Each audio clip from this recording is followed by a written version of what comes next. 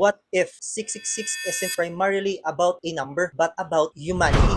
Revelation 13:18 says it is the number of a man. His number is 666. But why would scriptures describes the beast using a human number? Throughout the Bible, 7 emphasizes completeness and fulfillment, and humanity is created on the sixth day. So some Christians interprets have understood 6 as pointing towards humanity falling short of divine perfection. And that's where Revelation comes profound. The beast represents humanity trying to establish power, identity, and authority apart from God. The human being becomes the ultimate measure of reality. Maybe the deepest warning isn't simply don't take a number. Don't let humanity take the place of God, because the ultimate deception is not technology, it's worship. Christianity says human beings are incredibly valuable, but we are not God. Our identity doesn't come from power, technology, money, or the beast. It comes from the one who created us. So what do you think 666 ultimately represents? Comment your interpretations. Follow Verse and Voice for more Christian contents.